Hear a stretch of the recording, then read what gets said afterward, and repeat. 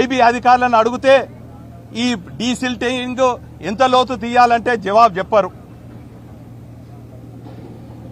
అదేవిధంగా ఆర్టీఏ వేస్తే దానికి నెల టైం పడుతుంది అంటారు. ఈలోపు మబ్బులన్నీ కూడా కమ్ముకొస్తున్నాయి, వర్షం నమోదైంది. దీని వెనుక రహస్యం ఏంటంటే ఇంకొక 4 వానలు పడితే నీళ్లు కొన్ని వస్తాయి, మేమంతా కూడా డీసిల్టింగ్ జరిపినాము అని చెప్పి కొలతలు లేకున్నా కూడా కాంట్రాక్టర్లకు బిల్లు చెల్లించాలనే దురుద్దేశంతో కాంగ్రెస్ పార్టీ నాయకులు, ప్రజాప్రతినిధులతో పాటు అధికారులు కూడా ఇందులో హస్తం ఉన్నదని చెప్పి ప్రజలు భావిస్తున్నారు. ఈ సందర్భంగా చెరువు కూడా విస్తీర్ణం తగ్గింది.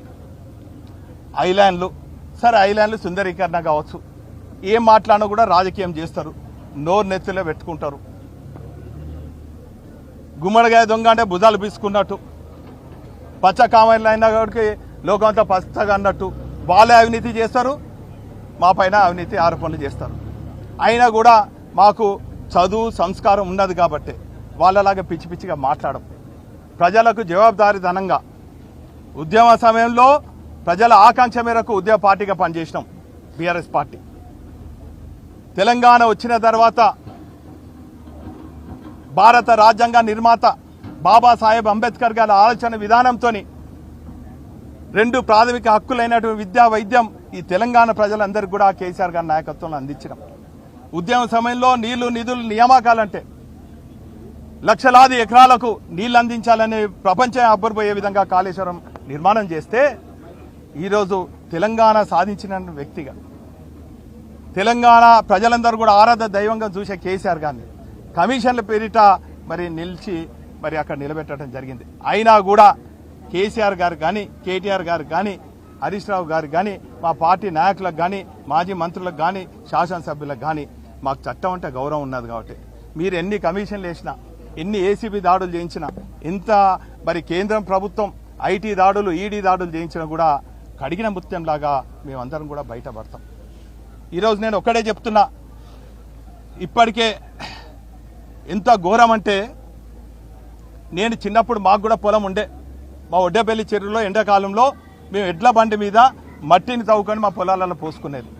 ఇక్కడ ఎంత ఘోరం అంటే ఈ మట్టిని కూడా అమ్ముకుంటుండ్రు కాంగ్రెస్ వాళ్ళు. ఒక ట్రాక్టర్కి ఇంత అని, లారీకి ఇంత అని, జేసీబీకి ఇంత అని. ఇంత ఘోరమా? మట్టి నమ్మే రాజకీయ నాయకులను ఈ ప్రభుత్వం, ఈ కాంగ్రెస్ పార్టీలను చూసిన. గతంలో కూడా మేము అనేక మరి మిషన్ భగీరథ కింద మరి అనేక చెరువులను కూడా మరి తవ్వించడం జరిగింది. ఆ రోజు రైతులందరూ కూడా పండుగలాగా మరి చెరువులు ఉన్నటువంటి ఆ మట్టిని పొలాలు వేసుకొని అధిక దిగుబడి వచ్చే విధంగా కూడా ఆనాడు కేసీఆర్ గారి ప్రభుత్వంలో చేస్తే, ఈరోజు రైతులకు కూడా మరి మట్టి దక్కకుండా మట్టి నమ్ముకున్నటువంటి నీచమైన నాయకులు కాంగ్రెస్ నాయకులను కూడా ఈరోజు ప్రజలు భావిస్తున్నారని ఈ సందర్భంగా తెలియజేస్తున్నారు.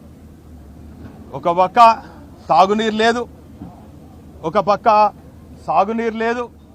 చివరికి ఎంత ఘోరం అంటే మా భద్రకాళమ్మ దర్శనానికి వస్తే కాళ్ళు కట్టుకుంటానికి భక్తులకు కూడా నీళ్లు లేని దుర్మార్గమైనటువంటి మరి పాలనలో ఈ భద్రకాళి చెరువు మరి బందీగా ఉండటం చాలా బాధేస్తుందని కూడా ఈ సందర్భంగా తెలియజేస్తున్నాను. మరోపక్క మా మత్స్య కార్మికులందరూ కూడా మీరు ఇచ్చిన సమయం అయిపోయింది, మేము వందలాది కుటుంబాలు ఉన్నాయి, మేము పట్టినటువంటి చేపలు చిరు వ్యాపారులు చేసుకోవడానికి వాళ్ళు ఒక 2,000 మంది ఉన్నారు, మొత్తం 4,000 మంది జీవనోపాధి కొట్టుకోబోతుంది, మేము ఆర్థికంగా ఇబ్బందులు ఉన్నాయి, మీరు అన్న సమయం అయిపోయింది అని అడిగితే వాళ్ళకి బెదిరింపులు. మీరు అటు ఇటు పోవద్దు, నేను చెప్పినట్టు వినాలి, నేను చెప్పినా కాడ కూర్చోవాలి, ఓపికతో ఉండాలని. ఇదా కుల వృత్తులను కూడా బెదిరించి ఎన్ని రోజులు మీరు బెదిరిస్తారు? పైపెచ్చు మా పార్టీ శ్రేణులపైన దాడులు. మేము ఇట్లా ప్రశ్నిస్తే మీరు చేయని అభివృద్ధి పనులు మీరు ప్రకటిస్తుంటే, మేము చేసిన పనులు మేము చెప్పుకుంటుంటే మా పైన గుండాలతోని, మా పైన రౌడీలతోని దాడులు చేసేది. నేను అనుకుంటా బహుశా మరి నేను ఇంటికి పోయే వరకు కూడా ఇంకేమైనా దాడులు జరిగినా కూడా ఆశ్చర్యపోతుంది. అయినా కూడా కాంగ్రెస్ నాయకులు గుర్తించుకోవాలి, ఈ గుండాగిరికి, ఈ దాదాగిరికి, ఈ అవినీతి ఆరోపణలకు భయపడే వ్యక్తి కాదు.